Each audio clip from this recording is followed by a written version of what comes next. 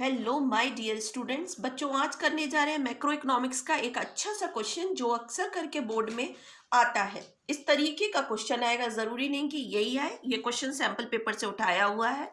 तो चलिए देखते हैं इस क्वेश्चन को। क्वेश्चन की मैंने समरी बनाई है। समरी कुछ इस तरीके से यहाँ तक है। इसको हम समझते हैं कि हमें क्या गिवन है क्वेश्चन में। चलिए, तो हमें क्वेश्चन में गिवन है पहली कंडीशन में कि इनकम हमारी 80 करोड़ है, कंजम्पशन एक्सपेंडिचर 64 करोड़ है। तो एपीएस निकालिए इस कंडीशन में। बहुत आसान है क्वेश्चन, आसानी से हम इस क्वेश्चन को समझेंगे। सेकंड कंडीशन भी समझते हैं कि कैसे ये निकलेगा। इनकम हमें 100 करोड़ दी हो अगर, और कंजम्पशन एक्सपेंडिचर 78 करोड़ दी हो, तो एपीसी क्या होगा और एमपीसी क्या होगा। एपीसी मतलब average propensity to consume, MPC मतलब marginal propensity to consume, APS मतलब एवरेज प्रोपेंसिटी टू सेव।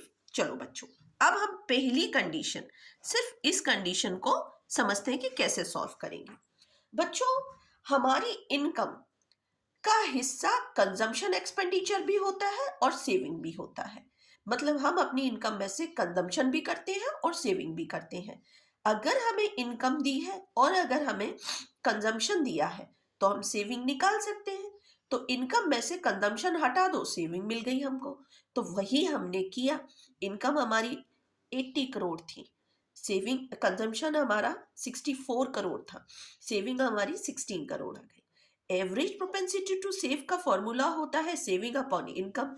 तो हमने 16 अपॉन 80 किया तो 0.20 एवरेज प्रोपेंसिटी टू सेव हमें मिल गया।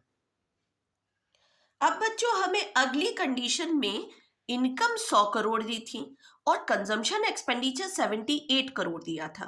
तो हमारा फॉर्मूला होता है एवरेज प्रोपेंसिटी टू कंज्यूम का कंजम्पशन अपॉन इनकम। तो ये हमारा, हमने इन्हीं वैल्यूज को पुटअप कर दिया तो ये आया 0.78, क्योंकि कंजम्पशन एक्सपेंडिचर 78 था, इनकम हमारा 100 करोड़ था।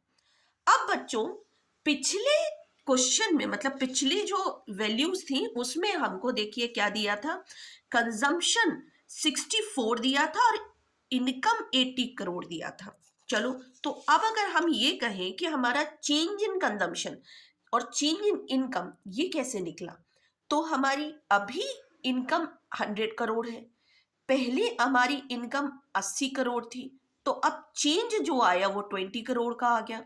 ऐसे ही कंजम्पशन, चेंज इन कंजम्पशन में अभी कंजम्पशन 78 करोड़ है, पहले का कंजम्पशन 64 करोड़ था, तो जो चेंज आया कंजम्पशन एक्सपेंडिचर में वो 14 करोड़ का आया।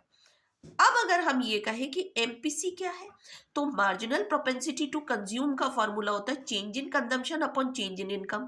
तो चेंज इन कंजम्पशन का मतलब कितना है, यहाँ पर 14 करोड़ आ चुका, और चेंज इन इनकम का कितना आया 20 करोड़। तो 14 डिवाइडेड बाय 20 0.70 करोड़।